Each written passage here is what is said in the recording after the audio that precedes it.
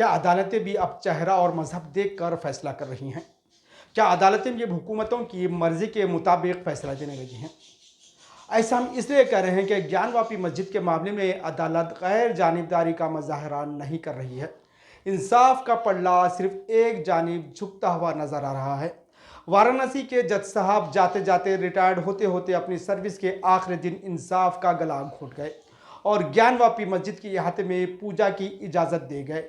ठीक इसी तरह जिस तरह से 1 फरवरी 1986 को अयोध्या के उस वक्त के डिस्ट्रिक्ट मजिस्ट्रेट ने बाबरी मस्जिद के दरवाजे खोलकर हिंदुओं को पूजा करने की इजाज़त दी थी, अब वही हर बार ज्ञानवापी मस्जिद में भी आजमाया जा रहा है।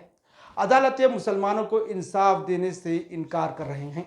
आज इलाहाबाद हाईकोर्ट ने भी मुसलमानों को मायूस किया।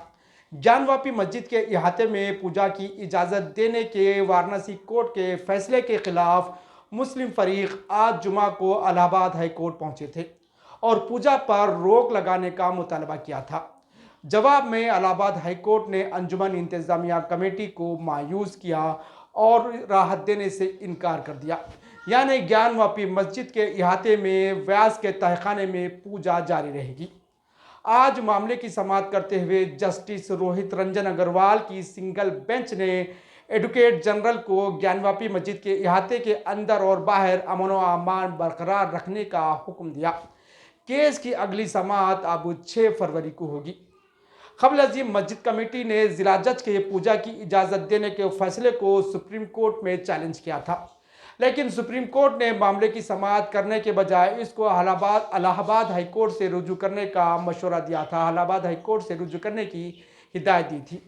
इलाहाबाद हाईकोर्ट में समाअत के दौरान मस्जिद कमेटी की नुमाइंदगी करने वाले सीनियर वकील SF नकवी और पुनीत गुप्ता ने पूजा पर रोक लगाने का अदालत आलिया से मुतालबा किया। नकवी ने अदालत के रूबरू कहा कि जिला जज अजय कृष्णा विश्वेश ने यह हुक्म बहुत आजिलाना जल्दबाजी यानी वेरी हरीड मैनर में दिया है। एडवोकेट नकवी ने यह भी कहा कि फैसला देते वक्त फाजिल जज ने उनके पेश करदा दस्तावेजात पर भी गौर नहीं किया। हिंदू फरीक की नुमाइंदगी करते हुए एडवोकेट विष्णु शंकर जैन ने दलील दी कि 31 जनवरी को दिया गया ऑर्डर कॉन्स्टिट्यूशनल ऑर्डर है, जबकि 17 जनवरी को जो ऑर्डर दिया गया था उसे मुस्लिम फरीक ने चैलेंज नहीं किया, इसलिए ये अपील काबिल समाअत नहीं है। इस पर एडवोकेट नकवी ने कहा कि 17 जनवरी के ऑर्डर को भी चैलेंज करने के लिए वो अमेंडमेंट एप्लीकेशन दाखिल कर रहे हैं। हिंदू फरीक के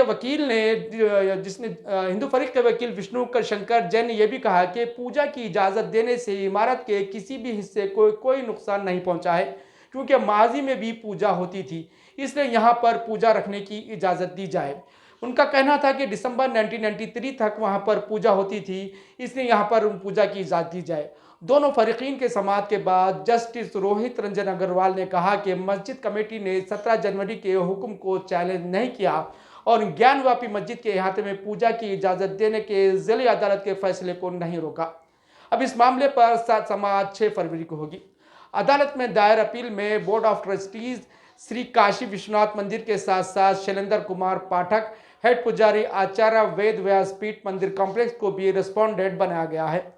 वाराणसी के अदालत के फैसले पर वाराणसी के मुकामी बाशिंदों में काफ़ी गम गुस्सा देखा जा रहा है, जिसके खिलाफ आज जुमा को वाराणसी में मुस्लिम ताजिरों ने दुकानें बंद रखकर एहतजाज किया।